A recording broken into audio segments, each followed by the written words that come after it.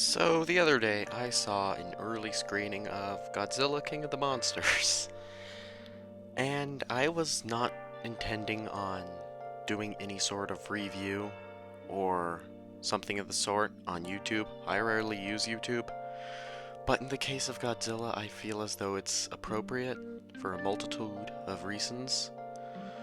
For one thing, Godzilla King of the Monsters was easily my most anticipated movie of 2019. More so than the new Star Wars, more so than Avengers Endgame, more so than anything that I know is or even possibly could come out this year. I really was excited to see King of the Monsters, and that's because Godzilla 2014, it's far from perfect, but at the time when it came out, it was extremely significant to me personally.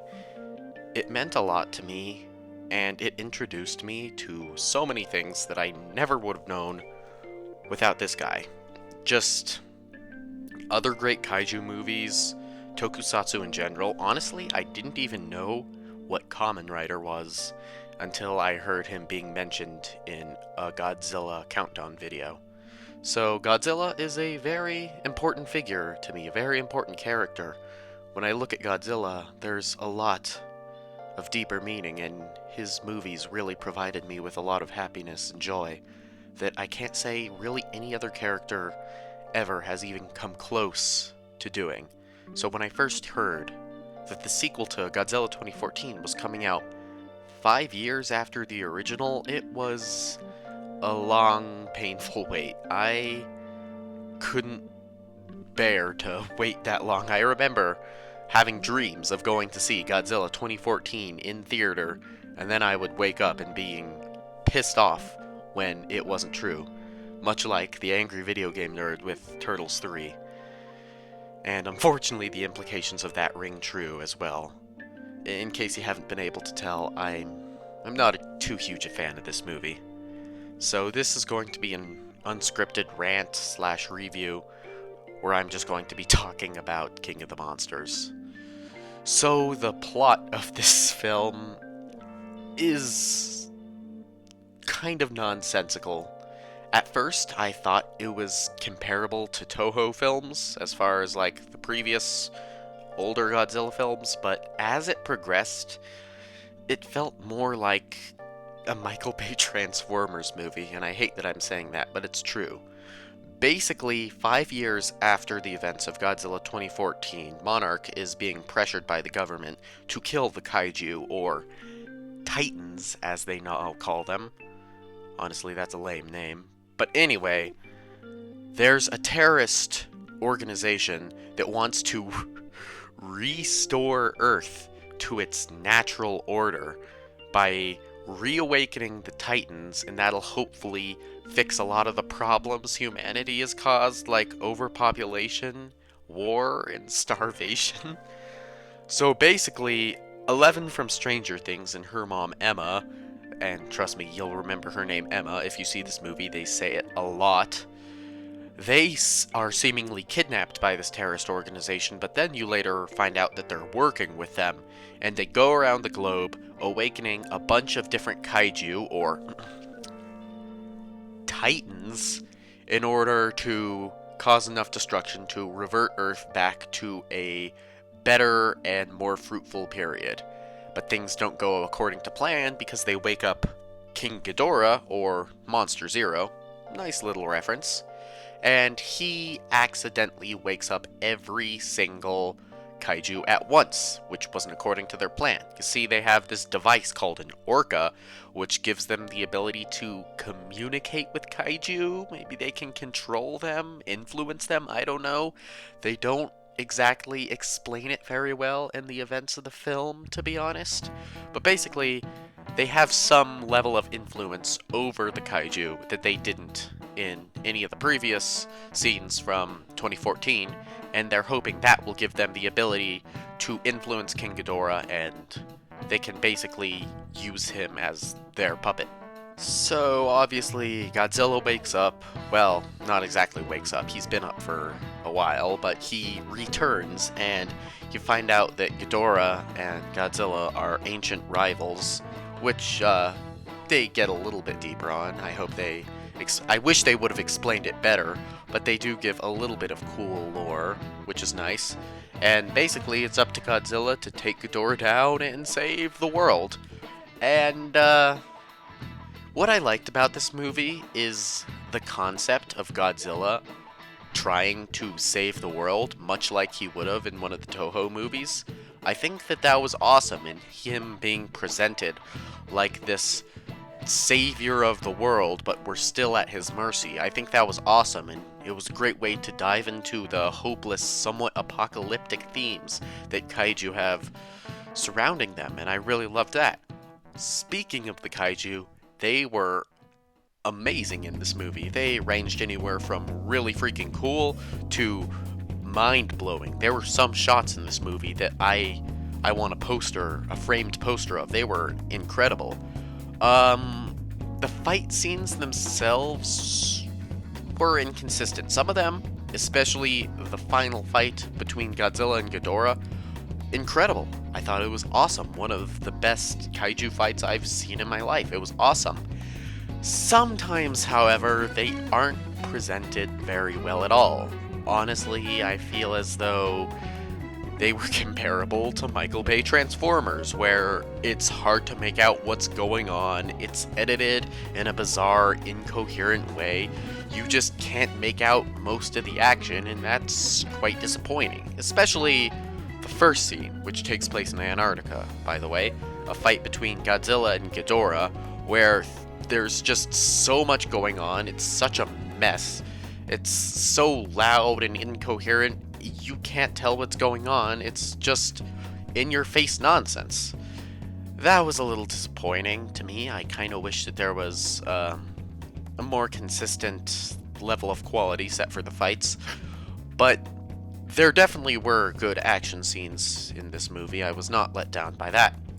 Another thing that I thought was pretty awesome in this film was that Dr. Serizawa played a much more prominent role. In the first movie, he was really just along for the ride. He had a few important, significant scenes, but for the most part, he was there as a figure who knew a lot about Godzilla just so that you could have a contrast between the people experiencing this horror for the first time and someone who has a deep personal connection to him. Very much like Godzilla vs. King Ghidorah, the original. And you did have a few kinda cool scenes where they explained a little bit more lore about the kaiju. I'm just gonna call them kaiju, don't expect me to call them titans. And that was nice, but I wish that they had more. I wish that it was presented better. I wish that it wasn't just exposition dump. It wasn't all completely delivered in pretense. That was a bit of a letdown. I was hoping that we would get more lore in this film, just a little bit more backstory and explanation to make the world seem bigger. And they did, but they didn't do it in a way that really impressed me all that much. And now for the things that I wasn't too huge a fan of in this movie.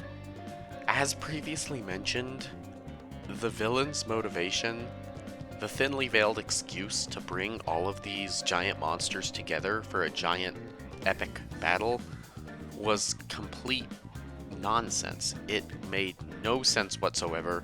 People's motivation switched for the sake of convenience, for the sake of getting the monsters together. It, at first, like I said, reminded me of one of the Toho movies. You know, having humans associated and affiliated with monsters in a way that'll allow the humans to use the monsters for their own personal advantage. But as it continued, as King Ghidorah became more and more of the lead villain, more so than the terrorists, it lost that, for one. And secondly, the villains in this film aren't nearly as entertaining or as well written as the villains in the Toho films. Speaking of well written, this film's writing ranged anywhere from competent to fucking terrible. Some of the dialogue in this movie will make you roll your eyes. It's really bad. It's kind of on the level of a cartoon And that's not to bash fans of cartoons. There's some cartoons with way better writing than this. At its worst, I would say that it's comparable to, and I hate to say this, Power Rangers Super Mega Force. The dialogue got really bad in some moments. It got to the point where it was not only impossible to take things seriously, it was impossible to not take it seriously at the same time. I didn't like what was being spoken. And that also extends to a new thing that this movie tried to introduce, to the MonsterVerse, and that is comedy. Ooh, yes. Ever since the Marvel films have begun getting really popular, a lot of things that really wouldn't benefit from comedy have begun injecting comedic moments into the films. Sometimes it turns out alright, like the new Predator movie. I thought the Predator had some legitimately funny scenes that honestly made me laugh out loud in the theater. This movie, however, the jokes were all awful. They were really, really bad. If you've seen any of the other reviews that have been done for this movie, you know of the worst one, that being that, no spoilers again. What am I saying, no spoilers? I've spoiled the whole fucking thing. There's a scene where you have two characters as they look at each other when they first see Godzilla in a irradiated state where he's charging back up, and they say, "My God, Zilla." It was so bad. It was comparable to something you would see in, like, a Sunday morning Garfield comic. It was really bad, and there were quite a few jokes on that caliber. There were a few moments I could see people finding unintentionally funny. They were so bad, so go see it if you want that, I suppose. At this point, it might sound like I'm treating this movie like it's the worst thing ever. It's not. It's not even close. I've seen much, much worse than this. It's just really, really disappointing. I loved Godzilla 2014. It's not perfect. It's far from perfect, but Godzilla 2014 introduced me to so much in a way that I could really enjoy and get behind. I didn't even think I was going to like Godzilla 2014, but when I got out of the theater, I was kind of blown away in somewhat of a way. I seriously enjoyed that movie, even with all of its flaws and imperfections. This movie didn't deliver on very much of what I liked about that movie. The monster battles were there. They were awesome. They were a lot of fun to watch, but everything surrounding the monster battles was not very good.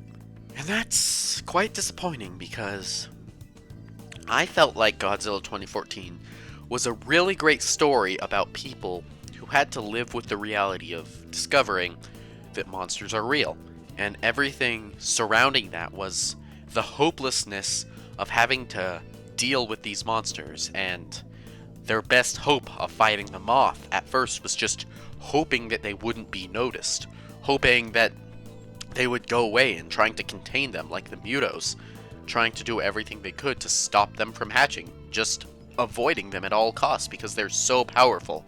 They could end our world as we know it.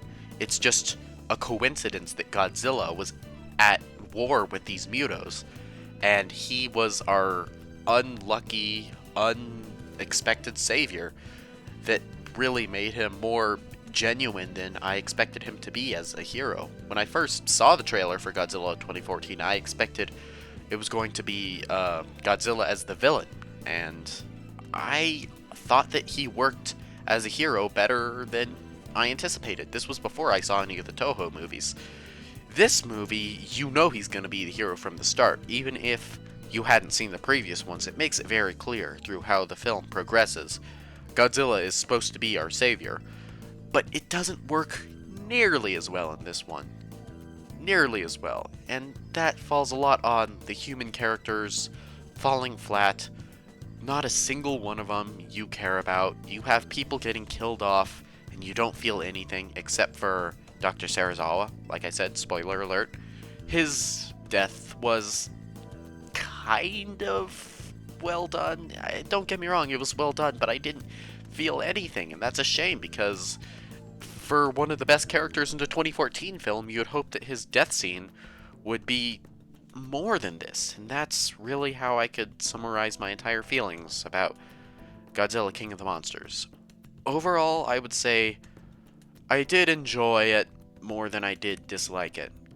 I'm glad I got to see it, just for the monster battles that it offered, bringing in Mothra, Rodan, King Ghidorah, and a bunch of surprisingly good original kaiju into this film. I thought that was awesome, but it's a real shame that this dream come true pair up of Godzilla and some of his most famous characters in the series, this finally happening, and it's not very good.